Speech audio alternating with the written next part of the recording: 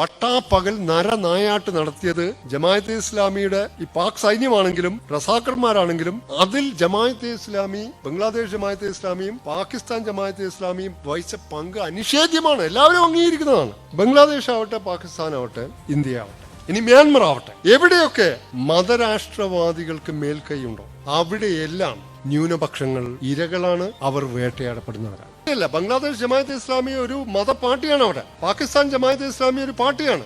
ഇവിടുത്തെ ജമാഅത്തെ ഇസ്ലാമി ഒരു പാർട്ടിയായി മാറിയത് വെൽഫെയർ പാർട്ടി ഉണ്ടാക്കിയപ്പോൾ. അമ്പലങ്ങൾ അവിടെ തകർക്കപ്പെട്ടിട്ടില്ല എന്ന് ആരും പറയുന്നുണ്ട്. ഇസ്ലാമിസ്റ്റ് ഭീകര സംഘങ്ങളുടെ ജമാഅത്തെ ഇസ്ലാമി മാത്രമല്ല, ഓർക്കണം, മറ്റ് ഉള്ള സംഘടനകളുമുണ്ട്. ഇസ്ലാമിസ്റ്റുകൾ, പൊതുവിൽ പറഞ്ഞാൽ ഇസ്ലാമിസ്റ്റുകളുടെ ആക്രമണത്തിന് ശരവ്യമായിട്ടുള്ള ക്ഷേത്രങ്ങളും ഹിന്ദുക്കളുടെ നൂറുകണക്കിന് ഭവനങ്ങളും അതിൽ പ്രതിചേർക്കപ്പെട്ടവരിൽ ഈ ഇസ്ലാമിസ്റ്റ് സംഘടനയിൽപ്പെട്ടവരുണ്ട്. നേരത്തെ കേട്ടി ചൂണ്ടിക്കാണിച്ചതുപോലെ ജമാഅത്തെ ഇസ്ലാമിക്കാർ ഇഷ്ടം പോലെയുണ്ട്. BJPയോ നരേന്ദ്രമോദിയോ ഇന്ത്യ ഭരിക്കുന്ന ഒരവസ്ഥയുണ്ടായാൽ അത്തരമൊരു ഇന്ത്യയിൽ തനിക്ക് ജീവിക്കാൻ താല്പര്യമില്ല. ഇപ്പൊ ബംഗ്ലാദേശിൽ നമ്മൾ വിചാരിക്കുന്ന പോലെ ഹിന്ദുക്കൾ മാത്രമല്ല, ഹിന്ദു ആരാധനാലയ സ്ഥലങ്ങളോ ഹിന്ദു ഭവനങ്ങളോ മാത്രമല്ല ആക്രമിക്കപ്പെട്ടത്, അവിടുത്തെ സൂഫികൾ ആക്രമിക്കപ്പെട്ടു. അവിടുത്തെ സൂഫി ആരാധനാലയ പവിത്ര സ്ഥാനങ്ങൾ ആക്രമിച്ചു. ചില സൂഫി വര്യന്മാർ ജയിലിലാണ് ഇപ്പോഴും. മാത്രമല്ല, വിഭജന കാലത്ത് ഒട്ടേറെ മുസ്ലിം പള്ളികൾ ക്ഷേത്രങ്ങളും ഗുരുദ്വാരകളുമാക്കി മാറ്റിയിട്ടുണ്ട്. കാരണം ഇന്ത്യ വാസ്തവത്തിൽ ഒരു നാൽക്കൂട്ട പെരുവഴിയാണ്. ആരാണ് ഇന്ത്യക്കാർ എന്നുള്ള ചോദ്യം ഉയർത്തിയാൽ ആരാണ് വാസ്തവത്തിൽ ഇന്ത്യക്കാർ? ഇസ്ലാമിസ്റ്റ് മതപ്രതിനിധാനങ്ങളുടെ തടവറയിലാണ് മുഹമ്മദ് യൂനുസ് പോലും. കേരളത്തിലെ ചില ക്രിസ്ത്യാനികളെങ്കിലും വിചാരിക്കുന്നത് സംഘപരിവാറിന്റെ ഭരണം തങ്ങൾക്ക് സർവാത്മന ഗുണപ്രദമാണ് എന്ന് ധരിച്ചു വശായി മിഥ്യാഭ്രമത്തിൽ പെട്ടുപോയ ചിലർ ക്രിസ്ത്യൻ സമുദായത്തിലുണ്ട്. വേദിയിലും സദസ്സിലുമുള്ള ബഹുമാന്യരായ വ്യക്തികളെ,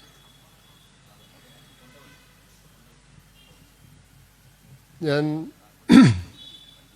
ബംഗ്ലാദേശിലെ പുതിയ സ്ഥിതിഗതികളിലേക്ക് കടക്കുന്നതിന് മുമ്പ് ശ്രീ അലി അബ്ദുള്ള സൂചിപ്പിച്ച പല കാര്യങ്ങളിൽ ഒന്ന് എൻ്റെ മനസ്സിലേക്ക് വീണ്ടും വളരെ വേദനയോടെ വന്ന അദ്ദേഹം പരാമർശിച്ചു. 2002 ഗുജറാത്ത് വംശഹത്യാ കാലത്ത് മുൻ കോൺഗ്രസ്, അന്ന് MP അല്ല, മുൻ കോൺഗ്രസ് MP ആയിരുന്ന ഇഹ്സാൻ ജാഫ്രി, അദ്ദേഹത്തിൻ്റെ വീട് ഹിന്ദുത്വവാദികളായ മതോന്മാദികളായ സംഘം വളഞ്ഞിരിക്കുകയാണ്. അപ്പോൾ അദ്ദേഹവും ഭാര്യയും മാത്രമാണുള്ളത്.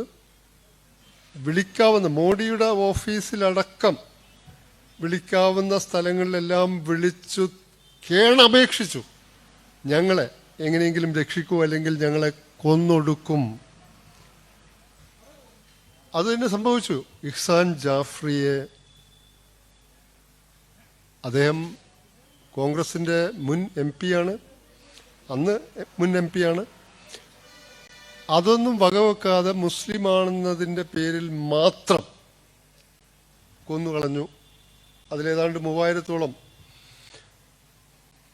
മുസ്ലിങ്ങൾ കൊല്ലപ്പെട്ട വംശഹത്യയാണ്.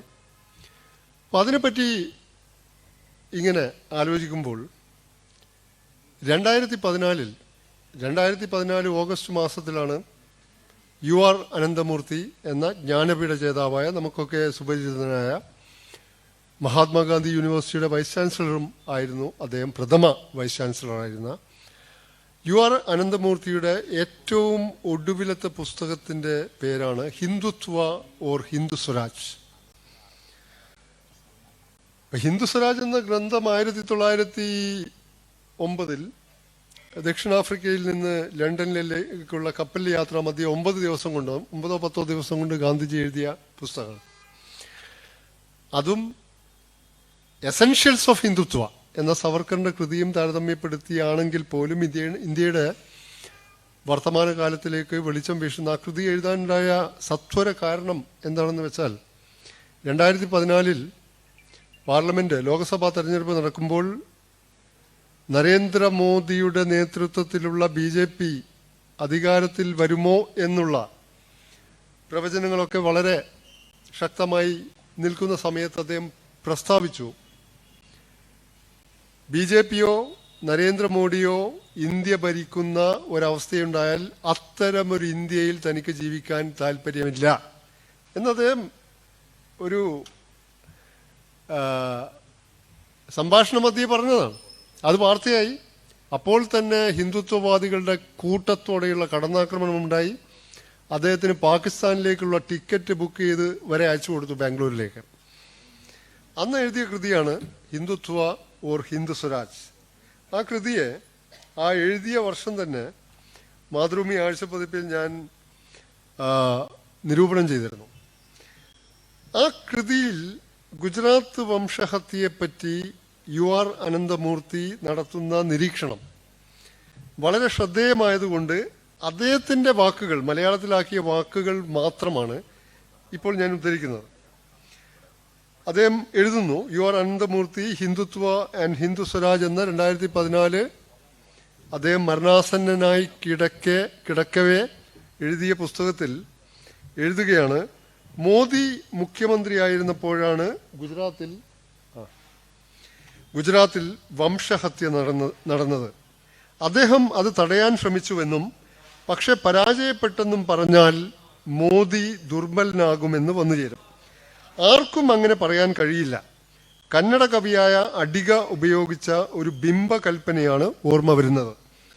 യജ്ഞങ്ങൾ നടക്കുമ്പോൾ അവിടെ സന്നിഹിതരായിരുന്ന എല്ലാവർക്കും ഒന്നല്ലെങ്കിൽ മറ്റൊരു കർത്തവ്യം നിർവഹിക്കാനുണ്ടാകും. പക്ഷെ മന്ത്രജ്ഞൻ, മന്ത്രങ്ങളിലെ വിദഗ്ധൻ, വിചക്ഷണൻ മാത്രം യജ്ഞത്തിൽ പങ്കെടുക്കില്ല. മന്ത്രജ്ഞൻ ബ്രഹ്മൻ എന്ന പേരിലാണ് അറിയപ്പെടുന്നത്. യജ്ഞത്തിൽ ബ്രഹ്മന്റെ സാന്നിധ്യം അതീവ നിർണായകമാണ്, പക്ഷെ പങ്കെടുക്കില്ല. എന്നാൽ അയാൾ ഒന്നും ചെയ്യില്ല. മോദി ആയിരുന്നു ഗുജറാത്തിലെ വംശഹത്യ യജ്ഞത്തിലെ ബ്രഹ്മൻ എന്നാണ് UR അനന്തമൂർത്തി. ഇന്ത്യ മാത്രമല്ല, ഇന്ത്യക്ക് അകത്തും പുറത്തും ആദരിക്കപ്പെടുന്ന എഴുത്തുകാരനാണ്. അദ്ദേഹമാണ് ഇത് എഴുതിയിരിക്കുന്നത്. അപ്പോൾ നമുക്ക് മോദിയുടെ ഒരു പ്രസ്താവന, മറ്റൊരു സംഭാഷണം മധ്യേ മോദിയോട് ഒരു പത്രപ്രവർത്തകൻ ഗുജറാത്തിലെ വംശഹത്യയെ പറ്റി ചോദിക്കുമ്പോൾ, ഞാനൊരു കാറിൽ സഞ്ചരിക്കുമ്പോൾ അതിലൊരു പപ്പി, ഒരു നായ്ക്കുട്ടി, ഒരു പട്ടിക്കുട്ടി പെട്ട് ചതഞ്ഞു പോയാൽ അത് നമ്മൾ അത്ര കാര്യമാക്കാറുണ്ടോ? അതുപോലെയാണ്, അങ്ങനെ പറഞ്ഞിട്ടുണ്ട്. അതുപോലെയാണ് ഗുജറാത്തിലെ വംശഹത്യയെ മോദി നിസ്സാരവൽക്കരിക്കുകയല്ല. ഇതിനെ ഏത് വാക്കുപയോഗിച്ച് വിവരിക്കണമെന്ന് എനിക്ക് നിശ്ചയമില്ല. അത്ര ലാഘവത്തോടെയാണ് ആ ഒരു ലോകമാകെ, ഈവൻ വാജ്പേയി പോലും ഞാനങ്ങനെ ലോകത്തിൻ്റെ മുഖത്ത് നോക്കും എന്ന് പറഞ്ഞു പോയി. AB വാജ്പേയി പോലും. ആ വാജ്പേയിക്ക് പോലും ഗുജറാത്തിലൊന്നും ചെയ്യാൻ പറ്റിയില്ല. മോദിയെ മുഖ്യമന്ത്രി സ്ഥാനത്ത് നിന്ന് മാറ്റാൻ പറ്റിയില്ല. അവിടെ പ്രസിഡൻഷ്യൽ ഭരണം റൂൾ കൊണ്ടുവരാൻ പറ്റി. കാരണം മോദിക്ക് വാജ്പേയിയേക്കാൾ സംഘപരിവാറിന്റെ RSSന്റെ അനിഷേധ്യവും ഉറച്ചതുമായ പിന്തുണയുണ്ടായിരുന്നു. അതേ നരേന്ദ്രമോദി നേതൃത്വം കൊടുക്കുന്ന സർക്കാരാണ്. നോക്കൂ, നേരത്തെ KT സൂചിപ്പിച്ചതുപോലെ 400-470 കിട്ടും എന്ന് പറഞ്ഞിട്ട് BJPക്ക് ആകെ കിട്ടിയ കേവല ഭൂരിപക്ഷം പോലും കിട്ടിയിട്ടില്ല. 240 BJPയുടെ ND അംഗസംഖ്യ. എന്നിട്ട് പോലും ഹിന്ദുത്വ അജണ്ടയിൽ യാതൊരു വിട്ടുവീഴ്ചയും ഇല്ലാതെ മുന്നോട്ട് പോവാണ്. ഞാനിപ്പോൾ ഗുജറാത്ത് വംശഹത്യയിലേക്കോ കാന്തമലിലേക്കോ പൗരത്വ ഭേദഗതി ബില്ലിലേക്കോ വഖഫിലേക്കോ ഒന്നും പോകുന്നില്ല. ഒരൊറ്റ കാര്യം മാത്രം പറഞ്ഞുകൊണ്ട് ബംഗ്ലാദേശിലേക്ക് പോകാം. ഇപ്പോൾ പ്ലേസസ് ഓഫ് വേർഷിപ്പ് ആക്ട് ഉണ്ട്, ആരാധനാലയ സ്ഥല നിയമം. അത് 1991 ഇന്ത്യൻ പാർലമെന്റ് പാസാക്കിയ നിയമം.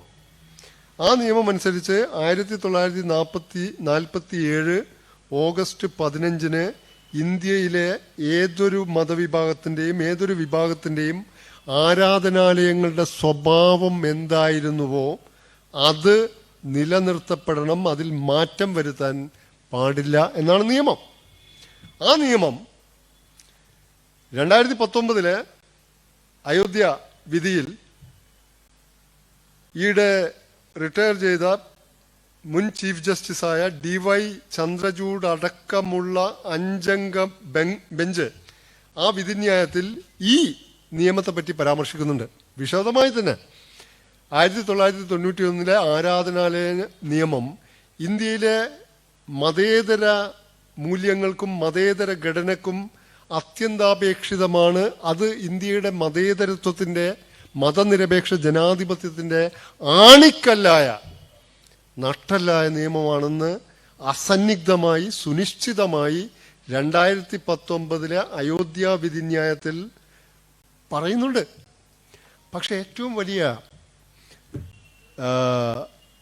നിർഭാഗ്യകരമായ ഒരു സംഭവം എന്താണെന്ന് വെച്ചാൽ 2022 മെയ് 5 തോന്നുന്നു, ഗ്യാൻപബി മസ്ജിദ് സർവേയുമായി ബന്ധപ്പെട്ട, കാരണം അങ്ങനെ ഒരു സർവേ ആവശ്യം പോലും ഈ നിയമമുള്ളപ്പോൾ കോടതിയിൽ എത്താൻ പാടില്ല, ഒരു കീഴ്ക്കോടതി പോലും സ്വീകരിക്കാൻ പാടില്ല. അത് പിന്നെ കീഴ്ക്കോടതി സ്വീകരിച്ചു. അതിന് മേലുള്ള അപ്പീൽ സുപ്രീം കോടതിയിൽ എത്തിയപ്പോൾ വളരെ പ്രതിഭാശാലിയാണ് DY ചന്ദ്രചൂഡ്. ചെറിയ വ്യക്തിയൊന്നുമല്ല അദ്ദേഹത്തിൻ്റെ അച്ഛൻ ചന്ദ്രചൂഡ് ഇന്ത്യയുടെ ചീഫ് ജസ്റ്റിസ് ആയിരുന്നു. അദ്ദേഹം അപ്പം ഞാൻ നിയമജ്ഞൻ എന്ന നിലയിൽ വലിയ തോതിൽ പ്രതിഭാശാലിയാണ്. അദ്ദേഹം സ്കോളർഷിപ്പ് കിട്ടി, ഹാർവാർഡ് ലോ സ്കൂളിൽ പഠിച്ചതാണ്. വേണമെങ്കിൽ അന്താരാഷ്ട്ര തലത്തിൽ തന്നെ അറിയപ്പെടുന്ന ന്യായാധിപരിൽ ഒരാളായി അദ്ദേഹത്തിന് മാറാമായിരുന്നു. അദ്ദേഹം ഇന്ത്യയിലേക്ക് തിരിച്ചു വന്നു. അങ്ങനെ ഇന്നത്തെ മുംബൈയിൽ കുറച്ചു കാലം പ്രാക്ടീസ് ചെയ്തു. പിന്നെ ഹൈക്കോടതിയിലെത്തി, പിന്നെ സുപ്രീം കോടതിയിൽ. പ്രതിഭാശാലിയാണ്, നല്ല വിധികളുണ്ട്. എന്നാൽ അതിനെപ്പറ്റി ഈ വിധിയെപ്പറ്റി പ്രത്യേകിച്ചും 2002 അപ്പോൾ സഞ്ജയ് ഹെഗ്ഡെ, മദൻ, ഒരുപാട് മുൻ ന്യായാധിപന്മാർ വളരെയധികം വിചിത്രവും അസാധാരണവും അതുപോലെ തന്നെ അത്രയും ആശങ്കാജനകവുമായ ഒരു പ്രസ്താവം, ഒരു ഉദീരണം, ഒരു അഭിപ്രായ പ്രകടനം എന്ന് വേണമെങ്കിൽ പറയാം, ഈ വാരാണസി കേസിൻ്റെ കാര്യത്തിൽ DY ചന്ദ്രചൂഡ് നടത്തി. അദ്ദേഹം നടത്തിയ പ്രസ്താവന ഇതാണ്. അതായത് 1991 ആരാധനാലയ സ്ഥല നിയമം അനുസരിച്ച് 1947 ഓഗസ്റ്റ് 15 ഇന്ത്യയിലെ ഏതൊരു ആരാധനാലയത്തിൻ്റെയും സ്വഭാവം, മതപരമായ സ്വഭാവം എന്തായിരുന്നുവോ അത് നിലനിർത്തണം. അതിൽ തെറ്റില്ല. അതാണ് നിയമം. ആ നിയമം വളരെ വളരെ അസന്നിഗ്ധമാണ്. അത് ആരും ലംഘിക്കാൻ പാടില്ല. പക്ഷേ അദ്ദേഹം പറഞ്ഞു, അതേസമയം ഒരു ആരാധനാലയത്തിൻ്റെ മതപരമായ സ്വഭാവം തിട്ടപ്പെടുത്തുന്നതിൽ, നിശ്ചയിക്കുന്നതിൽ, നിർണയിക്കുന്നതിൽ തെറ്റില്ല.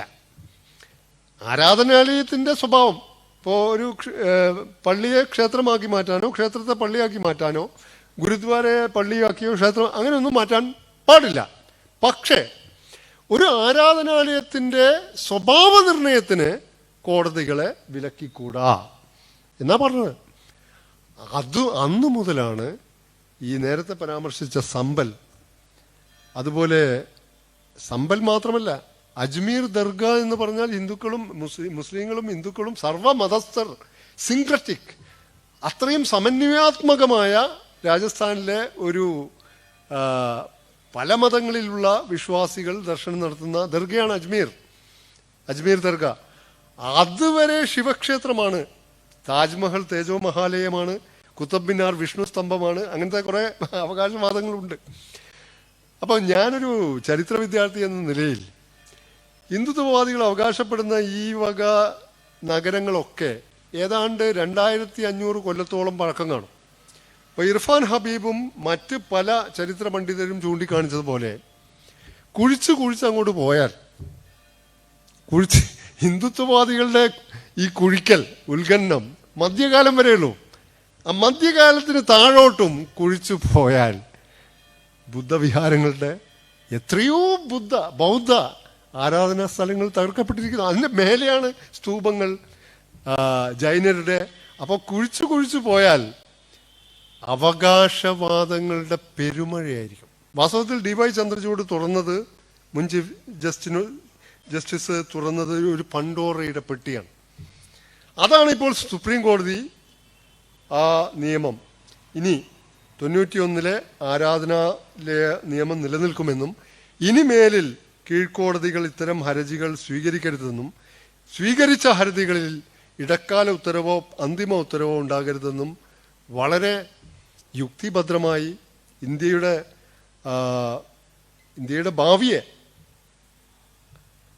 കരുതുന്ന ജഡ്ജിമാരാണ് ചീഫ് ജസ്റ്റിസും സഞ്ജയ് ഖന്നയും രണ്ട് സഞ്ജയ് ജഡ്ജിമാരാണ് ആ വിധി പുറപ്പെടുവിച്ചിരിക്കുന്നത്.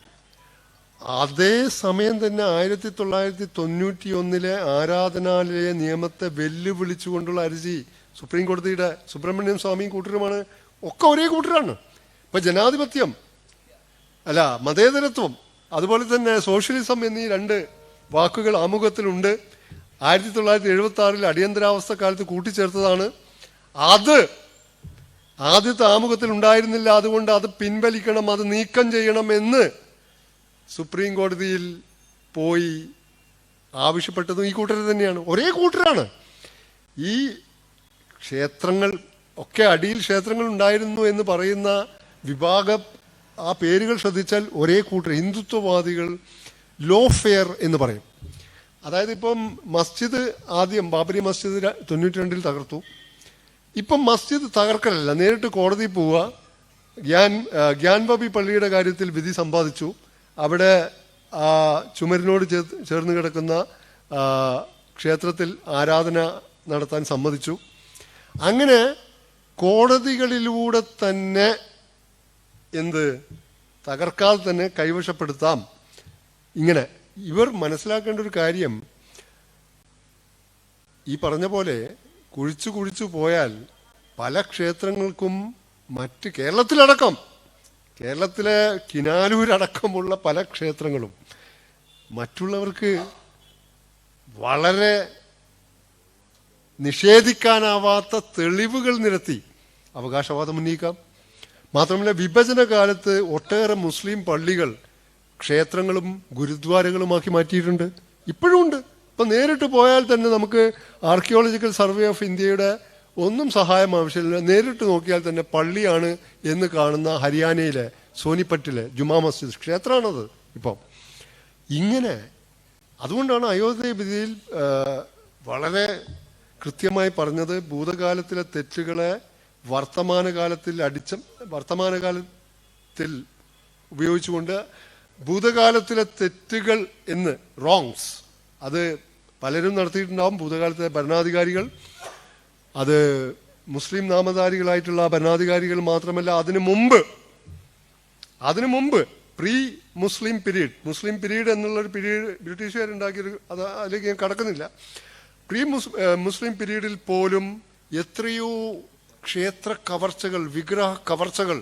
ഇപ്പൊ 12ാം നൂറ്റാണ്ടിൽ കാശ്മീർ ഭരിച്ചിരുന്ന ഹർഷൻ എന്ന രാജാവുണ്ട്. അദ്ദേഹത്തിന് ഒരു മന്ത്രാലയം തന്നെ ഉണ്ടായിരുന്നു ക്ഷേത്ര കവർച്ചകൾക്ക് സമ്പത്ത് സ്വരുക്കൂട്ടാൻ. അപ്പൊ ഈ ക്ഷേത്ര കവർച്ചകളോ ക്ഷേത്ര ധ്വംസനങ്ങളോ അല്ലെങ്കിൽ ആരാധനാലയ ധ്വംസനങ്ങളോ ഇന്ത്യയുടെ ചരിത്രത്തിൽ ഉണ്ടായിട്ടില്ല എന്നാരും പറയുന്നില്ല. പക്ഷേ അതിൻ്റെ സന്ദർഭം, കോണ്ടെക്സ്റ്റ്, രാഷ്ട്രീയം ആയിരുന്നു ഏറ്റവും പ്രധാനം. പിന്നെ സമ്പത്ത്, മതപരം എന്നതിനേക്കാൾ അതിലേക്ക് കടന്നാൽ രാഷ്ട്രീയ കാരണങ്ങളുണ്ട്, സാമ്പത്തിക കാരണങ്ങളുണ്ട്. മഹമ്മൂദ് ഗസ്നിയുടെ സോമനാഥ ക്ഷേത്ര തകർച്ചയെ പോലെ. അപ്പോൾ ഇങ്ങനെ വർത്തമാനത്തിൽ നിന്നുകൊണ്ട് ഇവിടെ മധ്യകാലത്ത് ഇതായിരുന്നു എന്ന് പറഞ്ഞാൽ അതിനും താഴെ അതിനും പിന്നോട്ട് ചരിത്രത്തിലേക്ക് പോയാൽ മറ്റുള്ള എത്രയോ ഇതര വിഭാഗങ്ങൾക്ക് അവകാശവാദങ്ങൾ ഉന്നയിക്കാൻ പറ്റും. കാരണം ഇന്ത്യ വാസ്തവത്തിൽ ഒരു നാൽക്കൂട്ട പെരുവഴിയാണ്. ആരാണ് ഇന്ത്യക്കാർ എന്നുള്ള ചോദ്യം ഉയർത്തിയാൽ ആരാണ് വാസ്തവത്തിൽ ഇന്ത്യക്കാർ? ചരിത്രത്തിൽ ഇപ്പോൾ പ്രാചീന ജനിതക ശാസ്ത്രത്തിൻ്റെ അടിസ്ഥാനത്തിൽ ഏർലി ഇന്ത്യൻസ് ടോണി ജോസഫ് ഒരു ബുക്ക് എഴുതിയിട്ടുണ്ട്. ഹരാരിയുടെ സാപ്പിയൻസ് നിങ്ങൾ വായിച്ചിട്ടുണ്ടാവും, Yuval Noah Harari. Early Indians ആരാണ്? 70,000 കൊല്ലം മുമ്പ് ആഫ്രിക്കയിൽ നിന്ന് അറേബ്യ, സൗദി അറേബ്യ എന്ന് പറഞ്ഞാൽ ഇപ്പോൾ അടുത്ത കാലത്ത് ഒരു സൗദി അറേബ്യ എന്നുള്ള പേരൊന്നില്ല. അറേബ്യ ഉപവൻകരയിലേക്ക് ആഫ്രിക്കയിൽ നിന്ന് എത്തിയ ആളുകളാണ് പിന്നീട് പല വിഭാഗങ്ങളായി യൂറോപ്പിലേക്കും ഇന്ത്യയിലേക്കും പല സ്ഥലങ്ങളിലേക്കും പോയത്. അത് സൈബീരിയയിൽ നിന്ന് അലാസ്കയിലേക്ക് നടന്നു പോകാമായിരുന്നു. അങ്ങനെയൊക്കെ പോയ 70,000 കൊല്ലം മുമ്പ് ആഫ്രിക്കയിൽ നിന്ന് അറേബ്യൻ ഉപവൻകരയിലേക്ക് എത്തുകയും അവിടെ നിന്ന് 65,000 കൊല്ലം മുമ്പ് ഇവിടെ എത്തുകയും ചെയ്ത ആഫ്രിക്കക്കാരാണ് വാസ്തവത്തിൽ ഫസ്റ്റ് ഇന്ത്യൻസ്. അവരാണ് ഫസ്റ്റ് ഇന്ത്യൻസ്. അത് കഴിഞ്ഞ് പിന്നെ 3 പ്രധാന മൈഗ്രേഷൻസ് ആണ് ഉണ്ടാവുന്നത്. ഒന്ന് ഹാരപ്പൻ സംസ്കൃതിയിലെ ഹാരപ്പൻ നാഗരികതയുടെ ഉദയത്തിലേക്ക് നയിച്ച ഹാരപ്പൻ സംസ്കൃതി. അത് ഫസ്റ്റ് ഇന്ത്യൻസും ഇന്നത്തെ ഇറാനിലെ, അന്ന് ഇറാൻ എന്നുള്ള, അന്നൊന്നും ഇറാൻ തുറാൻ എന്നൊക്കെ പറയുന്നത്, അതിർത്തികളില്ല. അപ്പോൾ ഇന്നത്തെ ഇറാനിലെ സാഗ്രോസ് താഴ്വരയിലുള്ള കൃഷിക്കാരും ഇടയന്മാരുമായിട്ടുള്ള സമൂഹവും കൂടിക്കലർന്നാണ് പാകിസ്ഥാനിലെ ബലൂചിസ്ഥാനിലൊക്കെയുള്ള ആ പ്രദേശത്താണ് ഹാരപ്പൻ സംസ്കൃതിയുടെ ആദിമ ഏർലി ഹാരപ്പൻ എന്ന് പറയുന്ന ഒരു ഇതുണ്ടാവുന്നത്. അല്ലാതെ ഹാരപ്പൻ സംസ്കൃതി 4500 വർഷം മുമ്പ് ഒരു സുപ്രഭാതത്തിൽ പെട്ടെന്ന് നഗരങ്ങളും ഇതൊന്നും പെട്ടെന്ന് അങ്ങോട്ട് ഉണ്ടായതല്ല, പടിപടിയായി ഉണ്ടായതാണ്. അപ്പോൾ അവർ കൂടി ചേർന്നുണ്ടാവുന്നു. പിന്നെ ഒരു മഹാപ്രവാഹം ഉണ്ടാവുന്നത് ഈസ്റ്റ് ഏഷ്യയിൽ നിന്നാണ്. ഇപ്പോൾ നമ്മൾ കാണുന്ന മ്യാൻമർ, ഈസ്റ്റ് ഏഷ്യ ആ ഭാഗത്ത് നിന്ന് ഇപ്പോൾ നമ്മൾ മണിപ്പൂർ, അതുപോലെ ഇന്ത്യയുടെ നോർത്ത് ഈസ്റ്റേൺ വടക്ക് കിഴക്കൻ സംസ്ഥാനങ്ങളിൽ ഉള്ള എല്ലാ സംസ്ഥാനങ്ങളിലുമുള്ള വിഭാഗക്കാർ അവരുടെ ഭാഷ വരുന്നു. അത് കുറച്ച് കഴിഞ്ഞപ്പോൾ ആര്യ ഭാഷ സംസാരിക്കുന്ന ഇന്നത്തെ ഹിന്ദുത്വവാദികൾ തങ്ങളുടെ പ്രപിതാക്കന്മാരായി കരുതുന്ന ആര്യഭാഷ, ഇൻഡോ ആര്യൻ സംസ്കൃത ഭാഷ, ആര്യഭാഷ സംസാരിക്കുന്നവർ സെൻട്രൽ ഏഷ്യയിൽ നിന്ന് വരുന്നു. അവർ വരുന്നത് അവർ തനി ഇന്ത്യക്കാരാണെന്ന് സ്ഥാപിക്കാനാണ്. ഇപ്പോൾ ആര്യവംശമല്ല, ആര്യഭാഷ സംസാരിക്കുന്നത്, ദ്രാവിഡ ഭാഷ സംസാരിക്കുന്നത്. വംശം എന്നുള്ളത് ചരിത്രകാരന്മാരോ മറ്റ് ചിന്തകന്മാർ ആരും വംശം എന്ന വാക്ക് ഇപ്പോൾ ഉപയോഗിക്കുന്നില്ല. കാരണം എല്ലാവരും ഒരു വംശമാണ്, ആഫ്രിക്കയിൽ നിന്ന് വന്ന അവരാണ്. പിന്നെ എന്തുകൊണ്ട് നമ്മൾ ഇങ്ങനെയൊക്കെ ആയിന്ന് ചോദിച്ചാൽ കാലാവസ്ഥ, ഭക്ഷണം, പലതരത്തിലുള്ള കാലാവസ്ഥകളാണ്. യൂറോപ്പിൽ കൊടും തണുപ്പിൽ താമസിക്കുന്ന പെട്ടെന്നൊരു മ്യൂട്ടേഷൻ, ജനിതക ഉൾപരിവർത്തനം ഉണ്ടാകുന്നു. പിന്നെ ആ സന്തതി പരമ്പരകളൊക്കെ നീലക്കണ്ണും ആ രീതിയിലുള്ള മുടിയും ഒക്കെ ഉള്ളവരായിരിക്കും. ഇപ്പോൾ ചൈനക്കാരും മംഗോളിയൻസും മറ്റേ കൊറിയക്കാരും ഒക്കെ ആ ഒരു പ്രത്യേക ഒരു മ്യൂട്ടേഷനാണ് അവരെ അങ്ങനെയാക്കിയത്. നമ്മളെങ്ങനെ ആക്കിയത് ആ വക മ്യൂട്ടേഷൻസാണ്. അപ്പോൾ ആരാണ് ഇന്ത്യക്കാർ എന്ന് ചോദിച്ചാൽ ഹിന്ദുത്വവാദികൾ ഞങ്ങളാണ് പ്രഥമ ഇന്ത്യ അല്ല. അവര് പ്രപിതാക്കന്മാർ എന്ന് അവകാശപ്പെടുന്ന ആര്യഭാഷ സംസാരിച്ചിരുന്നവർ പോലും ഇന്നത്തെ സെൻട്രൽ ഏഷ്യയിലെ കസാഖിസ്ഥാൻ, കാസ്പിയൻ കടലിനോട് ചേർന്ന ആ ഭാഗത്ത് നിന്ന് ഇങ്ങോട്ട് ഇറാനിലൂടെ അഫ്ഗാനിസ്ഥാനിലൂടെ എത്തിച്ചേർന്നവരാണ്. അപ്പോൾ സവർക്കറോ ഗോൾവാൾക്കറോ പറയുന്ന മാതിരി തങ്ങളാണ് പ്രഥമ ഇന്ത്യക്കാർ എന്ന് പറയുന്നത് ശരിയാണോ? അപ്പോൾ അവർ പറയുന്നത് മുസ്ലിങ്ങൾ പുറത്തുനിന്ന്, മുസ്ലിങ്ങളും ആവട്ടെ ക്രിസ്ത്യാനികളാവട്ടെ 99.9% ഇവിടുത്തെ ജനവിഭാഗങ്ങളിൽ നിന്ന് മതം മാറിയവരാണ്.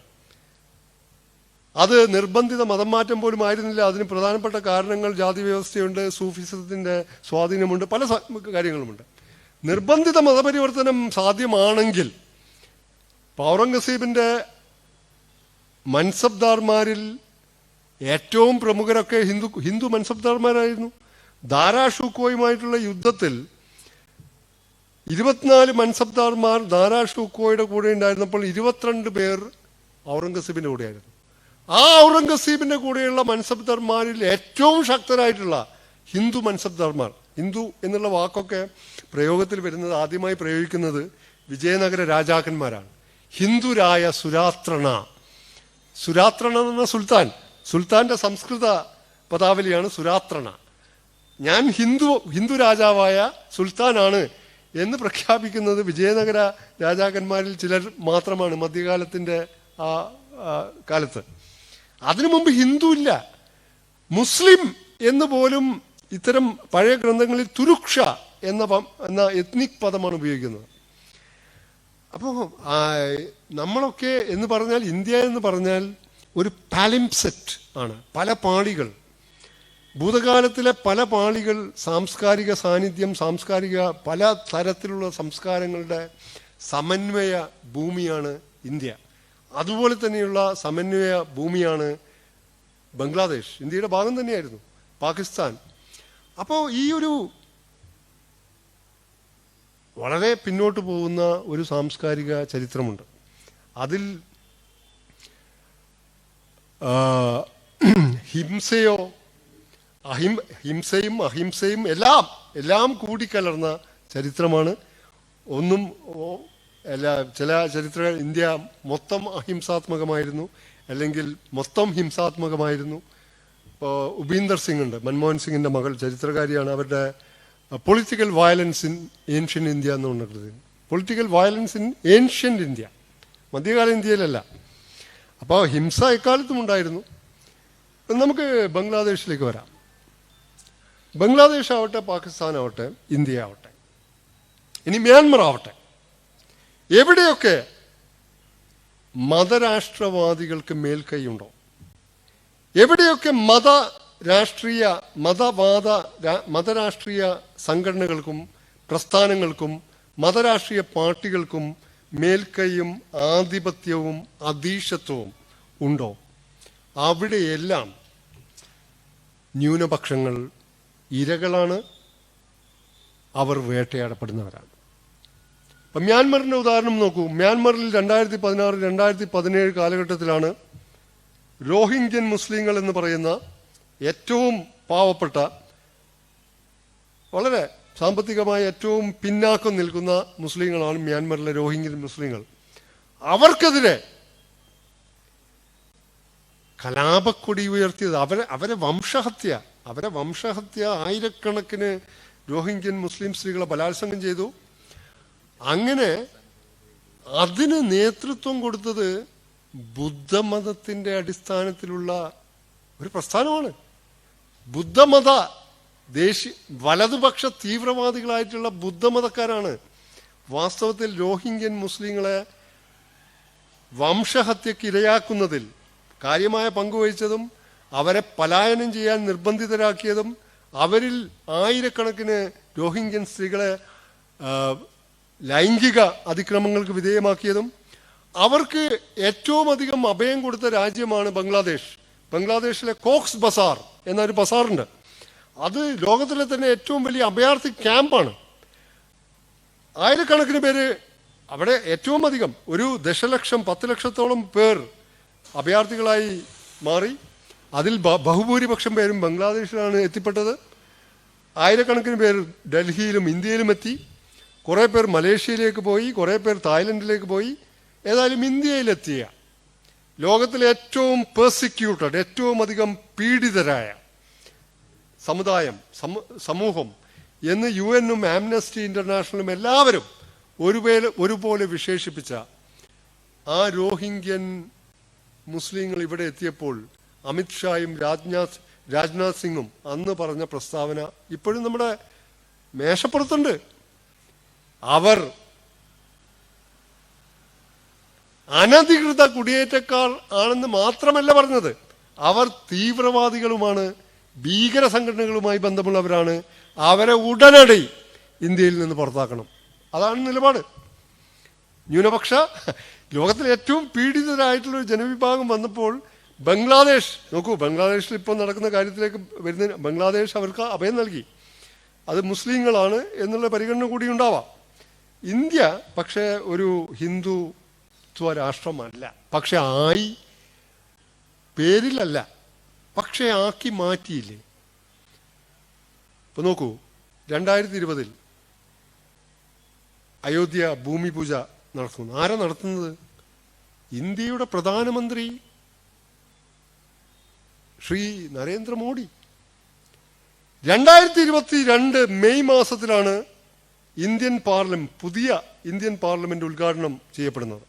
ആ ഉദ്ഘാടന മഹാമഹം ഒരു മതരാഷ്ട്രത്തിന്റെ പാർലമെന്റ് ഉദ്ഘാടനം ചെയ്യുന്ന മഹാമഹമായിട്ട് അല്ലേ നമ്മൾ ടെലിവിഷനിൽ കണ്ടത്? യാഗയജ്ഞ ഹോമാദികൾ, എത്രയോ സന്യാസിമാർ. അതിന് അങ്ങനെയാണ് പ്രധാനമന്ത്രി ഒരു മതേതര ജനാധിപത്യ രാജ്യത്തിന്റെ പാർലമെന്റ് ഉദ്ഘാടനം ഒരു മത പാർലമെന്റിന്റെ ഉദ്ഘാടനം പോലെയാണ് നമ്മൾ നടന്നത്. ഞെട്ടലോടെയാണ് സെക്യുലർ ഇന്ത്യ കാഴ്ച കണ്ടത്. പോരാത്തതിന് മധ്യകാല ഇന്ത്യയിലെ രാജാധിപത്യത്തിന്റെ, സ്വേച്ഛാധിപത്യത്തിന്റെ, ആ ഒരു ആധിപത്യത്തിന്റെ പ്രതീകമായ ചെങ്കോൽ അതെടുത്തുകൊണ്ടുവന്ന് പുതിയ പാർലമെന്റിൽ സ്പീക്കറുടെ ചേംബറിന്റെ വലതുപക്ഷത്ത് സ്ഥാപിക്കുകയും ചെയ്തു. എങ്ങനെയുണ്ട് ചെങ്കോൽ? ആ പ്രാചീന കാലത്തിലേക്കാണ്, മനുസ്മൃതിയിലേക്കാണ്. അപ്പം ഭരണഘടന മാറ്റിയാൽ മനുസ്മൃതിക്കനുസരിച്ച് മാറ്റണം എന്നാണ് അവർ പറഞ്ഞിരുന്നത്. ഇപ്പോ അതേ പ്രധാനമന്ത്രിയാണ് 2024 ജനുവരി 24 രാമക്ഷേത്രം ഉദ്ഘാടനം ചെയ്യുന്നതും അതിൽ പ്രതിഷ്ഠ നടത്തുന്നതും. ആ പ്രതിഷ്ഠ നടത്തേണ്ടവർ, ഇതിലിപ്പോ അയോധ്യ വിധിന്യായത്തിന്റെ ഒരു വിചിത്രത പല ആളുകളും ചൂണ്ടിക്കാട്ടിയത്, പള്ളി പൊളിച്ച അതേ സ്ഥലം പൊളിച്ചവർക്ക് വിധ്വംസക കൃത്യം ആണ് നടന്നത്, പൊളിച്ചത് തെറ്റാണ്, ആ വിധ്വംസക കൃത്യം നടത്തിയവർ ശിക്ഷിക്കപ്പെടേണ്ടവരാണ് എന്ന് പറഞ്ഞ അതേ കോടതി പള്ളി പൊളിച്ച അതേ സ്ഥലം ഇവർക്ക് നൽകുകയും അവിടെ ക്ഷേത്രം പണിയാൻ അനുവാദം നൽകുകയും. അതാണ് ഒരു വൈരുദ്ധ്യം. 2, മുസ്ലിങ്ങൾക്ക് കുറെ ദൂരെയുള്ള ഒരു 5-8 കിലോമീറ്റർ അപ്പുറമുള്ള ഏതോ ഒരു സ്ഥലത്ത് 5 ഏക്കർ കൊടുത്തു. അവിടെ വേണമെങ്കിൽ നിങ്ങൾ പള്ളി ഉണ്ടാക്കി. അവിടെ ഇതുവരെ ഒരു പള്ളി ഉണ്ടാക്കിയിട്ടില്ല, ഒന്നും ഉണ്ടാക്കിയിട്ടില്ല, അവിടെ തന്നെ കിടക്കുകയാണ്. അപ്പൊ അങ്ങനെ ആ വിധിന്യായത്തിലാണ് 1991 ആരാധനാലയ നിയമം അലംഘനീയമാണ്. അത് ഇന്ത്യൻ മതേതരത്വത്തിന്റെ, ഇന്ത്യയിലെ മതനിരപേക്ഷ ജനാധിപത്യത്തിന്റെ അടിക്കല്ലാണ്.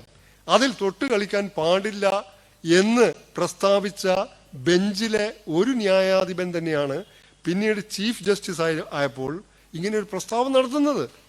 ആരാധനാലയങ്ങളുടെ സ്വഭാവം മാറ്റാൻ പറ്റില്ല, ശരി, പക്ഷെ ആരാധനാലയങ്ങളുടെ സ്വഭാവം നിർണയിക്കാം എന്ന് പറയുന്നത്. ഇപ്പൊ ബംഗ്ലാദേശിന്റെ കാര്യം എടുത്താൽ, നേരത്തെ പലരും സൂചിപ്പിച്ചതുപോലെ ബംഗ്ലാദേശിൽ വാസ്തവത്തിൽ ഇപ്പോൾ ഒരു കെയർ ടേക്കർ ഗവൺമെന്റ്, ഒരു കാവൽ മന്ത്രിസഭയാണ്.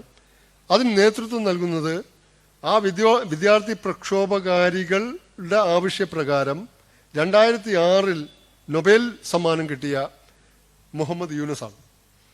അദ്ദേഹം വ്യക്തിപരമായി മതരാഷ്ട്രവാദിയൊന്നുമല്ല, അത് നമുക്കറിയാം. അദ്ദേഹം ഒരു ജനാധിപത്യവാദിയാണ്, മതനിരപേക്ഷവാദിയുമായിരിക്കും.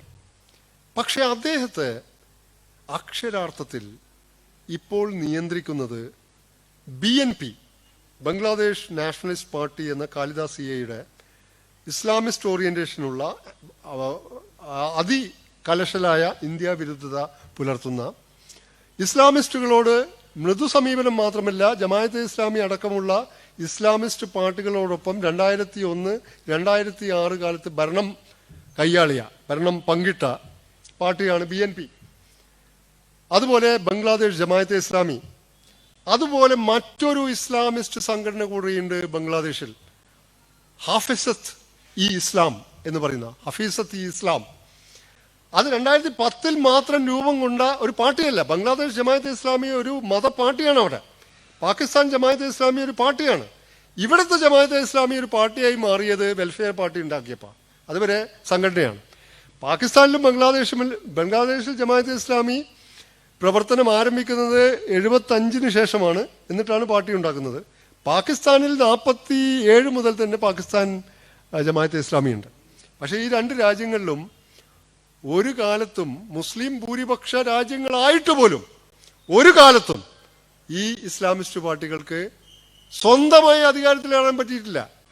ഈ പാർലമെന്റിലെ സീറ്റുകളുടെ എണ്ണം എടുത്താൽ പോലും വിരലിൽ എണ്ണാവുന്ന സീറ്റുകൾ മാത്രമാണ് ഈ രണ്ട് രാജ്യങ്ങളും ഇവർക്ക് ലഭിച്ചത്. പക്ഷേ ഒരു കേഡർ പാർട്ടിയുടെ സ്വഭാവം അനുസരിച്ച് പെട്ടെന്ന് ആൾക്കാരെ കൂട്ടാനും ഒക്കെ കഴിയും. അപ്പോൾ ബംഗ്ലാദേശ് ജമാഅത്തെ ഇസ്ലാമി 71 യുദ്ധത്തിൽ പാക് സൈന്യത്തോടൊപ്പം തോളോട് തോൾ ചേർന്ന് കൈമെയ് മറന്ന് ബംഗ്ലാദേശി ദേശീയവാദികളെ അവാമി ലീഗുകാരെ, അതിൽ ഹിന്ദുക്കളും പെടും, ഹിന്ദുക്കളെയും ഒരു 30 ലക്ഷത്തോളം കൂട്ടക്കൊല ചെയ്തിട്ടുണ്ട്. അത് ആ ചരിത്രത്തിലേക്ക് കടന്നാൽ കുറേ പറയാനുണ്ടാവും. അൽ ബദർ, അൽ ഷംസ് തുടങ്ങിയ ഒരുപാട് സംഘടനകൾ രൂപീകരിച്ച് പട്ടാപ്പകൽ നരനായാട്ട് നടത്തിയത് ജമാഅത്തെ ഇസ്ലാമിയുടെ ഈ പാക് സൈന്യമാണെങ്കിലും റസാക്കർമാരാണെങ്കിലും അതിൽ ജമാഅത്തെ ഇസ്ലാമി, ബംഗ്ലാദേശ് ജമാഅത്തെ ഇസ്ലാമിയും പാകിസ്ഥാൻ ജമാഅത്തെ ഇസ്ലാമിയും വഹിച്ച പങ്ക് അനിഷേധ്യമാണ്, എല്ലാവരും അംഗീകരിക്കുന്നതാണ്.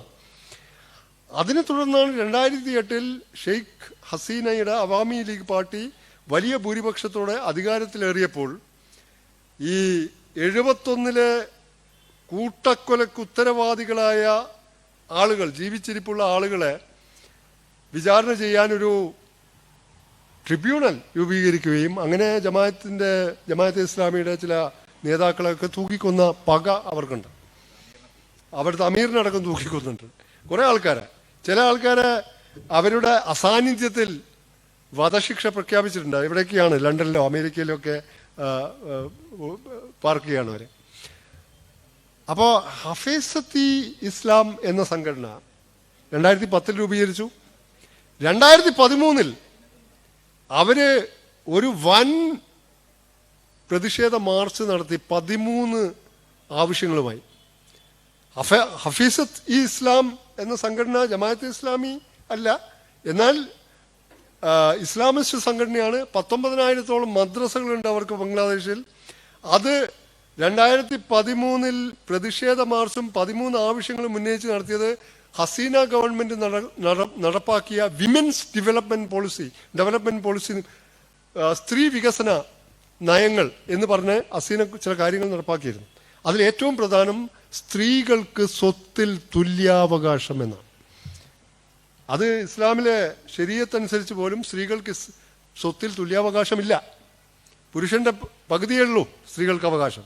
സ്ത്രീകൾക്ക് സ്വത്തിൽ തുല്യാവകാശം, അതായിരുന്നു ആ ഡെവലപ്മെന്റ് പോളിസിയിലെ ഏറ്റവും പ്രധാനപ്പെട്ട അജണ്ട. അത് നടപ്പാക്കിക്കൊണ്ടിരിക്കുകയാണ്. അപ്പോഴാണ് ഇവര് 19,000 മദ്രസകളിലെ കുട്ടികൾ അവരെയൊക്കെ സ്വരൂപിച്ചുകൊണ്ട് 13 ആവശ്യങ്ങൾ ഉന്നയിച്ചുകൊണ്ട്, അതിൽ 13 ആവശ്യങ്ങളിൽ ഏറ്റവും പ്രധാനപ്പെട്ട ആവശ്യം ഒന്ന് ഇതായിരുന്നു: അഹമ്മദിയാക്കളെ അമുസ്ലിങ്ങളായി പ്രഖ്യാപിക്കണം. അത് പാകിസ്ഥാനിൽ ജമാഅത്തെ ഇസ്ലാമിയുടെ നിരന്തര സമ്മർദ്ദം കാരണം പ്രഖ്യാപിച്ചു. ലാഹോറിൽ 1953 നടന്ന കൂട്ടക്കൊലയ്ക്ക്, ലാഹോർ തെരുവുകളിൽ അഹമ്മദിയ മുസ്ലിങ്ങൾക്കെതിരെ നടന്ന കൂട്ടക്കൊലയെക്കുറിച്ച് നേരത്തെ കേട്ടി സൂചിപ്പിച്ചു. അന്ന് പാകിസ്ഥാന്റെ പ്രധാനമന്ത്രി ചൗധരി സഫറുല്ല ഖാനായിരുന്നു. അദ്ദേഹം അഹമ്മദിയ വിഭാഗക്കാരനായിരുന്നു. അഹമ്മദിയ വിഭാഗത്തെ മുഖ്യധാര മുസ്ലിങ്ങൾ ആരും മുസ്ലിങ്ങളായിട്ട് പരിഗണിക്കുന്നില്ല. അതിന് വേറെ കാരണങ്ങളുണ്ട്. പക്ഷേ അഹമ്മദിയ മുസ്ലിങ്ങളെ നോൺ മുസ്ലിംസായി പ്രഖ്യാപിക്കണമെന്ന് മാത്രമല്ല, അഹമ്മദിയ മുസ്ലിങ്ങളെ മൊത്തം എല്ലാ സർക്കാർ സംവിധാനങ്ങളിൽ നിന്നും പുറത്താക്കണം എന്നതായിരുന്നു പാകിസ്ഥാനിലെ പോലെ ഇവിടെയും. ജമാഅത്തെ ഇസ്ലാമി കൂടി അതിൻ്റെ കൂടെ ഉണ്ടാവുമല്ലോ. രണ്ടാമത്തെ ആവശ്യം, സ്ത്രീകൾക്ക് ഇസ്ലാം അനുശാസിക്കുന്ന വിധത്തിലുള്ള വസ്ത്രം ധരിക്കാൻ. ഇസ്ലാം എന്ന് പറഞ്ഞാൽ പല ഇസ്ലാമാണ്. താലിബാന്റെ ഇസ്ലാം വേറെയാണ്. അവര് താലിബാന്റെ ഇസ്ലാം അനുസരിച്ചുള്ള സ്ത്രീകളുടെ വസ്ത്രം എന്താണ് എന്ന് ചോദിച്ചാൽ നിങ്ങൾക്കറിയാം. താലിബാന്റെ ഇസ്ലാം അനുസരിച്ച് സ്ത്രീകൾക്ക് പുറത്തിറങ്ങിയാൽ ഇപ്പോൾ മിണ്ടാൻ പോലും പറ്റില്ല, ശബ്ദം പോലും കേൾക്കാൻ പാടില്ല. ആദ്യം പുരുഷ തുണ വേണം, സ്ത്രീകൾ ഇന്ന മട്ടിൽ വസ്ത്രം ധരിക്കണം. ഇപ്പോൾ സ്ത്രീ ശബ്ദം പോലും പുറത്തിറങ്ങിയാൽ കേൾക്കാൻ പാടില്ല. അങ്ങനെ ദർ ആർ ഡിഫറെന്റ് ഇസ്ലാംസ്. അപ്പോൾ എന്താണ് ഇവരുടെ ബുർക്കയാണോ അതല്ല മറ്റു രീതിയിൽ ഉള്ള വസ്ത്രങ്ങളാണ്, ഏതായാലും അത് വേണം. പിന്നെ സ്ത്രീ പുരുഷ സംസർഗം, മിക്സിങ് പാടില്ല. എന്ന് വെച്ചാൽ ഇപ്പോൾ താലിബാനൊക്കെ നടപ്പാക്കുന്ന, അതായത് സ്ത്രീകൾക്ക് 6ാം ക്ലാസ് വരെ മാത്രം വിദ്യാഭ്യാസം മതി എന്നാണ് താലിബാൻ പറയുന്നത്. ഇവർ മിക്സിംഗ് പാടില്ല എന്ന് പറഞ്ഞാൽ സ്ത്രീകൾക്ക് പ്രത്യേക വിദ്യാഭ്യാസ സ്ഥാപനങ്ങൾ, പുരുഷന്മാർക്ക് വേറെ, പൊതുവേദികളിൽ ഒന്നിച്ചിരിക്കാൻ പാടില്ല. അതുപോലെ പിന്നെയുണ്ട് ഇങ്ങനത്തെ ആവശ്യങ്ങൾ. അപ്പോൾ ഇത് വാസ്തവത്തിൽ ഈ വിദ്യാർത്ഥി പ്രക്ഷോഭകാരികളുടെ ഒരു ആവശ്യം എന്താണെന്ന് വെച്ചാൽ കുറേയൊക്കെ ഏകാധിപത്യ മനക്കൂട്ടുള്ള ഭരണാധികാരി തന്നെയായി മാറി ഹസീന. 2008 മുതൽ 2024 ഓഗസ്റ്റ് വരെ ഭരിച്ചെങ്കിലും അവർക്ക് അത്രയും അധികം ശത്രുക്കളുണ്ടായിരുന്നു. BNP ഉണ്ട്, ജമാഅത്തെ ഇസ്ലാമി ഉണ്ട്, ഹാഫിസ്, ഇങ്ങനത്തെ പുതിയ ഇസ്ലാമിസ്റ്റ് സംഘങ്ങളുണ്ട്. അവരോടൊക്കെ നിർദാക്ഷിണ്യം തന്നെയാണ് പെരുമാറിയത്. പക്ഷേ ന്യൂനപക്ഷങ്ങൾക്ക്, ഹിന്ദു സമുദായക്കാർക്ക്, ക്രിസ്ത്യൻ സമുദായക്കാർക്ക് ഇപ്പോൾ അവാമി ലീഗിൻ്റെ ഒരു ഗണ്യമായ പിന്തുണ അവിടുത്തെ ന്യൂനപക്ഷങ്ങളായ ഹിന്ദുക്കളിൽ നിന്നാണ്. ന്യൂനപക്ഷങ്ങൾ എന്ന് പറഞ്ഞാൽ 170 ദശലക്ഷം, 17 കോടി മാത്രമാണ് ബംഗ്ലാദേശിൽ മൊത്തം ജനസംഖ്യ. അതിൽ 8% മാത്രമാണ് ഹിന്ദുക്കൾ. ഏതാണ്ട് 1.6 കോടിയോളം ഹിന്ദുക്കൾ വരും. ആ ഹിന്ദുക്കൾ അവാമി ലീഗ് ഭരണത്തിൽ ഉള്ള ആ ഒരു 10-14 വർഷക്കാലം ഇല്ലേ, അക്കാലത്തും ആക്രമിക്കപ്പെട്ടിരുന്നു. ആക്രമണത്തിന് പിന്നിൽ ഈ ഇസ്ലാമിസ്റ്റ് സംഘടനകൾ മാത്രമല്ല, അതിനേക്കാൾ ഇപ്പോഴും ഭീകരവാദ പട്ടികയിലുള്ള അൻസാറുള്ള ബംഗ്ലാദേശ് എന്നൊക്കെ പറഞ്ഞ 2 സംഘടനകളുണ്ട്. ഭീകരവാദ പട്ടികയിലാണ്, പക്ഷെ സോഫ്റ്റാ. അപ്പോൾ യൂനുസ് ഗവൺമെന്റിന്റെ താങ്ങും തണലും, ശരിക്കും യൂനുസ് ഗവൺമെന്റിനെ അക്ഷരാർത്ഥത്തിൽ നിയന്ത്രിക്കുന്നത് BNPയും ജമാഅത്തെ ഇസ്ലാമിയും അതുപോലെ തന്നെ ഹാഫിസത്ത് ഇ ഇസ്ലാം എന്ന അതൊരു പാർട്ടിയല്ല, ഒരു വിപുലമായ ശൃംഖലകളുള്ള സംഘടനയുമാണ്. എന്ന് വെച്ചാൽ ഇസ്ലാമിസ്റ്റ് മതപ്രതിനിധാനങ്ങളുടെ തടവറയിലാണ് മുഹമ്മദ് യൂനുസ് പോലും. അതുകൊണ്ടാണ് ബംഗ്ലാദേശിൽ ന്യൂനപക്ഷ വേട്ട നടക്കുന്നുണ്ടോ എന്ന് ചോദിച്ചാൽ ഉണ്ട്. 2 തരം വേട്ടകളുണ്ട്. അവാമി ലീഗുകാരെ മൊത്തം ആക്രമിക്കുക, അപ്പോൾ അവാമി ലീഗിൻ്റെ പാർട്ടി ഓഫീസ് തകർക്കുക, അവരുടെ വീടുകൾ തകർക്കുക, ഈവൻ ഷെയ്ഖ് ഹസീനയുടെ വീട് തകർക്കുക മാത്രമല്ല അത് കൊള്ളയടിച്ചു. അങ്ങനെ പ്രാദേശിക തലത്തിൽ അവാമി ലീഗിൻ്റെ നേതൃത്വത്തിലുണ്ടായിരുന്നവരുടെ വീടുകൾ ആക്രമിക്കുക, അതിൽ ഹിന്ദുക്കളുടെ വീടുകളും പെടും. അല്ലാതെ ഹിന്ദു എന്ന മതവിഭാഗത്തിൽ മാത്രം പെടുന്നവരായതുകൊണ്ട് ആക്രമിക്കുക എന്ന ലക്ഷ്യത്തോടെയുള്ള ആക്രമണങ്ങളും ഉണ്ടായിട്ടുണ്ട്. അപ്പോൾ ഈ 2 തരത്തിലുള്ള പൊളിറ്റിക്കൽ മാനങ്ങളുള്ള, രാഷ്ട്രീയ മാനങ്ങളുള്ള ആക്രമണങ്ങളുണ്ട്. എന്നാൽ തീർത്തും മതം നോക്കിയുള്ള ആക്രമണങ്ങളും ഉണ്ട് എന്നത് നിഷേധിക്കാൻ പറ്റില്ല. അപ്പോൾ ഇതിന് അതേസമയം ചില വിദ്യാർത്ഥി പ്രക്ഷോഭകാരികൾ ക്ഷേത്രത്തിന് സംരക്ഷണം കൊടുക്കുന്നുണ്ട്. അതുപോലെ തന്നെ ഹിന്ദുക്കളുടെ ഭവനങ്ങൾക്ക് സംരക്ഷണം കൊടുത്തതായിട്ടുള്ള വാർത്തകൾ കണ്ടു. മാത്രമല്ല ഇവിടുത്തെ ഹിന്ദുത്വവാദികൾ ഒരുപാട് വ്യാജ വാർത്തകൾ, വ്യാജ വീഡിയോകൾ. അവാമി ലീഗിൻ്റെ ഓഫീസ്, ഒരു ഉദാഹരണം ഞാൻ പറയാം. അവാമി ലീഗിൻ്റെ ഓഫീസാണ് കത്തിക്കുന്നത് ഡാക്കയിൽ. അതിനടുത്തൊരു അമ്പലമുണ്ട്, അത് കത്തിക്കുന്നതായിട്ടാണ് ഇവിടെ പ്രചരിപ്പിക്കുന്നത്. അങ്ങനെ ഉള്ളതും ഇല്ലാത്തതായിട്ടുള്ള ഫേക്കായിട്ടുള്ള വീഡിയോസ്. അമ്പലങ്ങൾ അവിടെ തകർക്കപ്പെട്ടിട്ടില്ല എന്ന് ആരും പറയുന്നില്ലുണ്ട്. ഇസ്ലാമിസ്റ്റ് ഭീകര സംഘങ്ങളുടെ, ജമാഅത്തെ ഇസ്ലാമി മാത്രമല്ല, ഓർക്കണം, മറ്റ് ഉള്ള സംഘടനകളുമുണ്ട്. ഇസ്ലാമിസ്റ്റുകൾ, പൊതുവിൽ പറഞ്ഞാൽ ഇസ്ലാമിസ്റ്റുകളുടെ ആക്രമണത്തിന് ശരവ്യമായിട്ടുള്ള ക്ഷേത്രങ്ങളും ഹിന്ദുക്കളുടെ 100 കണക്കിന് ഭവനങ്ങളും, അതിൽ പ്രതിചേർക്കപ്പെട്ടവരിൽ ഈ ഇസ്ലാമിസ്റ്റ് സംഘടനയിൽപ്പെട്ടവരുണ്ട്. നേരത്തെ കേട്ടി ചൂണ്ടിക്കാണിച്ചതുപോലെ ജമാഅത്തെ ഇസ്ലാമിക്കാർ ഇഷ്ടം പോലെയുണ്ട്. അപ്പോ ഇവിടെ വാസ്തവത്തിൽ ന്യൂനപക്ഷങ്ങൾ ഇത്രമേൽ, നേരത്തെ ചൂണ്ടിക്കാണിച്ചതുപോലെ ഇത്രമേൽ അരക്ഷിതത്വം അനുഭവിക്കുന്ന ഒരു രാജ്യമാണ് ഇന്ത്യ. അത് പല മാർഗങ്ങളിലൂടെ, പല വഴികളിലൂടെ സംഘപരിവാർ ഇവിടുത്തെ ന്യൂനപക്ഷങ്ങളെ, ക്രിസ്ത്യാനികൾ വിചാരിക്കുന്നത് കാന്തമലിലേക്കൊന്ന് നോക്കിയാൽ മതി. 1998 ഒഡീഷയിലെ കാന്തമലിലെ ക്രിസ്ത്യാനികളായിരുന്നു ഹിന്ദുത്വ സംഘപരിവാറിനാൽ വേട്ടയാടപ്പെട്ട സമുദായം. ഇവിടുത്തെ ചില ക്രിസ്ത്യാനികൾക്ക് അവരുടെ വിചാരധാരയിൽ ഏറ്റവും ആഭ്യന്തര ശത്രുക്കളായി കാണുന്നത് 1 മുസ്ലിങ്ങൾ, 2 ക്രിസ്ത്യാനികൾ, 3 കമ്മ്യൂണിസ്റ്റുകാരാണ്. അപ്പോൾ ക്രിസ്ത്യാനികൾ, കേരളത്തിലെ ചില ക്രിസ്ത്യാനികളെങ്കിലും വിചാരിക്കുന്നത് സംഘപരിവാറിന്റെ ഭരണം തങ്ങൾക്ക് സർവാത്മന ഗുണപ്രദമാണ് എന്ന് ധരിച്ച് വശായി മിഥ്യാഭ്രമത്തിൽ പെട്ടുപോയ ചിലർ ക്രിസ്ത്യൻ സമുദായത്തിലുണ്ട്.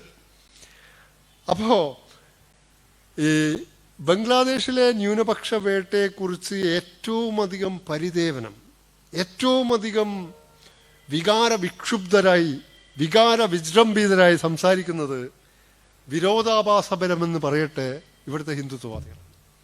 വാസ്തവത്തിൽ ഹിന്ദുത്വവാദികൾക്കോ സംഘപരിവാറിനോ ബംഗ്ലാദേശിലെയോ പാകിസ്ഥാനിലെയോ അല്ലെങ്കിൽ മറ്റിടങ്ങളിലെയോ ന്യൂനപക്ഷ വേട്ടയെക്കുറിച്ച് സംസാരിക്കാൻ ധാർമ്മികമായി ഒരു അധികാരവും അർഹതയുമില്ല. അത് വെറും മുതലക്കണ്ണീരാണ്.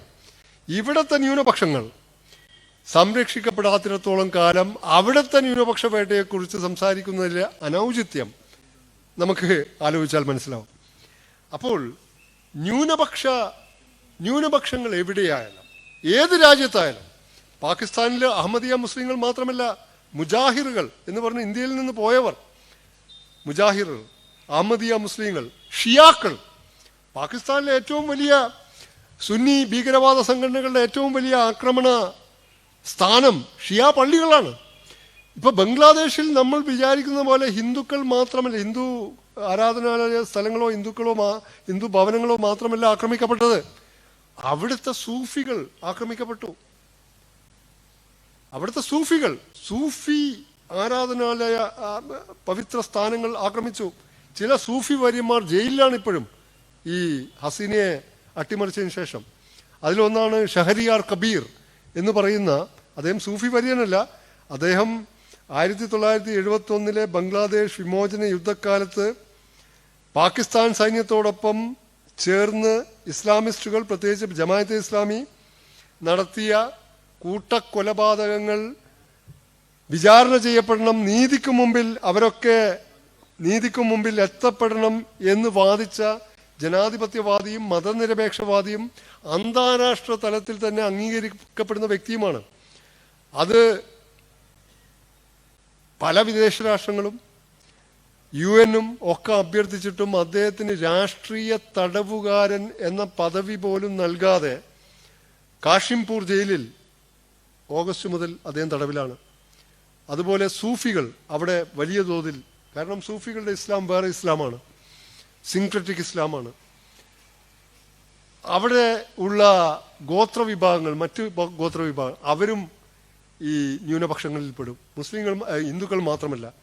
ആരൊക്കെയാണോ ബംഗ്ലാദേശിലെ ന്യൂനപക്ഷങ്ങൾ, അവരൊക്കെ ഒരു തരത്തിൽ അല്ലെങ്കിൽ മറ്റൊരു തരത്തിൽ ഈ ശക്തികളുടെ ആക്രമണത്തിന് വിധേയമായിട്ടുണ്ട്. ഇനിയും ഭാവിയിൽ, ഇപ്പോൾ ബംഗ്ലാദേശിലെ മുഹമ്മദ് യൂനുസ് പറഞ്ഞിരിക്കുന്നത്, ബംഗ്ലാദേശ് അദ്ദേഹത്തിൻ്റെ 2 കാര്യങ്ങളാണ് അദ്ദേഹം ഒന്ന് തെരഞ്ഞെടുപ്പ് പരിഷ്കാരങ്ങൾ, 2 കോൺസ്റ്റിറ്റ്യൂഷൻ കോൺസ്റ്റിറ്റ്യൂഷൻ എന്ന് പറഞ്ഞാൽ ഷെയ്ഖ് മുജീബ് റഹ്മാന്റെ കോൺസ്റ്റിറ്റ്യൂഷൻ മതനിരപേക്ഷ ജനാധിപത്യം ഉദ്ഘോഷിക്കുന്ന കോൺസ്റ്റിറ്റ്യൂഷനാണ്.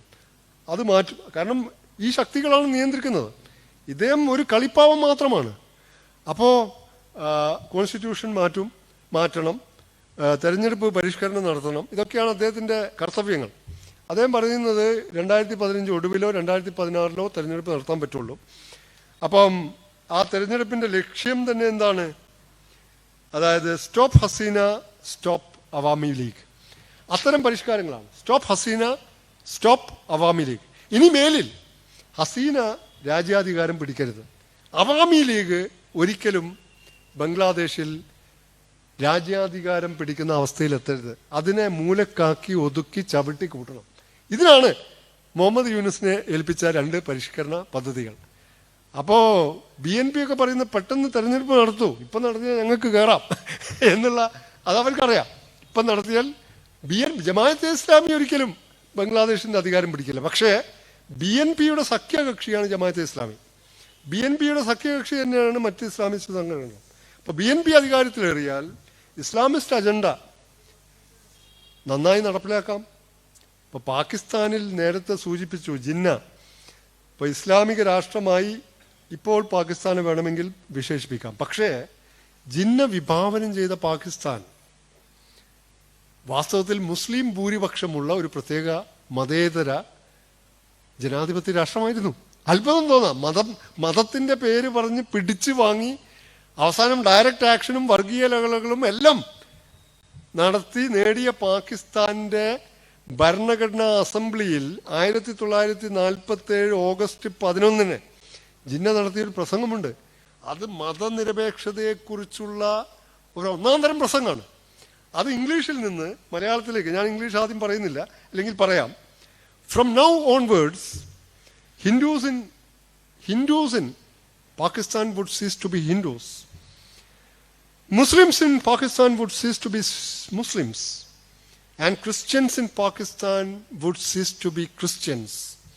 Not in a religious sense, because religion is the private affair of the individuals, but in a political sense, as the equal citizens of the state of Pakistan. എന്നാ പറഞ്ഞത്. ഇന്നു മുതൽ അദ്ദേഹം പറഞ്ഞു, ഇന്നു മുതൽ പാകിസ്ഥാനിലെ മുസ്ലിങ്ങളല്ല, പാകിസ്ഥാനിലെ ഹിന്ദുക്കളല്ല, പാകിസ്ഥാനിലെ ക്രിസ്ത്യാനികളല്ല. ഞാനത് മതപരമായ അർത്ഥത്തിലല്ല പറയുന്നത്, ജിന്ന പറയാണ്. കാരണം മതം മനുഷ്യന്റെ വ്യക്തിപരമായ വിഷയമാണ്, സ്വകാര്യ വിഷയമാണ്. ഇൻ എ പൊളിറ്റിക്കൽ സെൻസ്, രാഷ്ട്രീയമായ അർത്ഥത്തിൽ ഞാൻ പറയുന്നു, പാകിസ്ഥാനിലെ തുല്യ പൗരന്മാരെന്ന നിലക്ക് ഇനി മുതൽ ഹിന്ദുക്കളല്ല, മുസ്ലിങ്ങളല്ല, ക്രിസ്ത്യാനികളല്ല, മതപരമായ അർത്ഥത്തിലല്ല, പാകിസ്ഥാനിലെ തുല്യ പൗരന്മാർ എന്ന അർത്ഥത്തിൽ. അത്തരം ഒരു രാഷ്ട്രം പിടിച്ചു വാങ്ങി 48 ജിന്ന മരിച്ചു. അതോടെ തുടങ്ങി ഇസ്ലാമിസ്റ്റുകളുടെ വിലപേശൽ കളികൾ. അങ്ങനെ ഒരു ഘട്ടത്തിൽ പാകിസ്ഥാനെ ഇസ്ലാമിക് സ്റ്റേറ്റ് ആയിട്ട് പ്രഖ്യാപിക്കുന്നുണ്ട് 58. പിന്നെ അയ്യൂബ് ഖാൻ വന്നപ്പോൾ അത് മാറ്റി, പാകിസ്ഥാൻ റിപ്പബ്ലിക് ഓഫ് പാകിസ്ഥാൻ എന്നാക്കി മാറ്റി. പിന്നെ സിയാഉൽ ഹഖ് വന്നപ്പോൾ വീണ്ടും ജമാഅത്തെ ഇസ്ലാമിയുടെ അതിശക്തമായ സ്വാധീനം അക്കാലത്തുണ്ടായി. വീണ്ടും പാകിസ്ഥാൻ ഇസ്ലാമിക രാഷ്ട്രം എന്ന അഭിധാനം പേരുവിളിയിലേക്ക് ആ ഒരു വിളിയിലേക്ക് മാറി. ബംഗ്ലാദേശിൽ വാസ്തവത്തിൽ ഇസ്ലാമിസ്റ്റുകൾക്ക് മേൽക്കൈ കിട്ടുന്ന അന്തരീക്ഷമാണ് ഇപ്പോഴുള്ളത്. അവിടെ ഇസ്ലാമിസ്റ്റുകൾക്ക് മേൽക്കൈ കിട്ടിയാൽ ഈ ന്യൂനപക്ഷ വേട്ട, പീഡനം തുടരും. അത് ഇവിടെ ന്യൂനപക്ഷ വേട്ട നടത്തുന്ന ഹിന്ദുത്വവാദികൾക്ക് ഗുണം ചെയ്യും. അവർക്ക് ഏറ്റവും വേണ്ടത് അവിടെ ഒരു മതനിരപേക്ഷ ജനാധിപത്യ ഭരണത്തെക്കാൾ ഉപരി അവിടെ ഒരു ഇസ്ലാമിസ്റ്റ് മേൽക്കോയ്മയുള്ള ഭരണം സ്ഥാപിച്ചാൽ ഇവിടെ അവർക്ക് അവിടെ ഹിന്ദുക്കൾ വേട്ടയാടപ്പെടുന്നു എന്ന കാര്യം ഉയർത്തി ഇവിടെ ഹിന്ദുത്വ വികാരം ജ്വലിപ്പിക്കാൻ പറ്റും. ന്യൂനപക്ഷ വേട്ട, ഇപ്പോൾ നടക്കുന്ന ന്യൂനപക്ഷ വേട്ട അപങ്കുരം തുടരാനും പറ്റും. അപ്പോൾ ഈ വർഗീയതയെക്കുറിച്ച്, വർഗീയ ഫാഷിസം എന്നൊക്കെ പറയുന്ന ഇപ്പോൾ നമ്മൾ വിശേഷിപ്പിക്കുന്ന ഇതിനെപ്പറ്റി KM അഷ്റഫ്, നമ്മൾ അധികം കേൾക്കാത്ത മാർക്സിസ്റ്റ് ചരിത്രകാരനാണ്. KM അഷ്റഫ് വർഗീയതയ്ക്ക് നൽകിയ നിർവചനം പറഞ്ഞുകൊണ്ട് ഞാൻ എൻ്റെ വാക്കുകൾ അവസാനിപ്പിക്കാം. അദ്ദേഹം പറഞ്ഞത്, communalism is political trade in religion. മതത്തിനകത്ത് നടത്തുന്ന രാഷ്ട്രീയ കച്ചവടമാണ് വാസ്തവത്തിൽ ഈ വർഗീയത എന്ന് പറയുന്നത്. അപ്പം മതത്തിനകത്ത് നടത്തുന്ന ഈ രാഷ്ട്രീയ കച്ചവടം അന്നും ഉണ്ടായിരുന്നു. ഇന്ന് പൂർവാധികം ശക്തിയോടെ ഇന്ത്യയിൽ നടത്തുന്നത് ഹിന്ദുത്വവാദികളാണ്, ഇസ്ലാമിസ്റ്റുകളുണ്ട്. രണ്ട് വർഗീയതയും പരസ്പര പോഷകങ്ങളാണ്. ഒരു വർഗീയതയെ മാത്രം എതിർത്തുകൊണ്ട് ഈ ഒരു മതരാഷ്ട്രവാദികളെ മറ്റൊരു മതരാഷ്ട്രവാദികളെ കൂട്ടുപിടിച്ചുകൊണ്ട് എതിർക്കാൻ പറ്റില്ല എന്ന് മോഹൻ മാഷ് പറഞ്ഞത് യഥാതഥ സത്യമാണ്.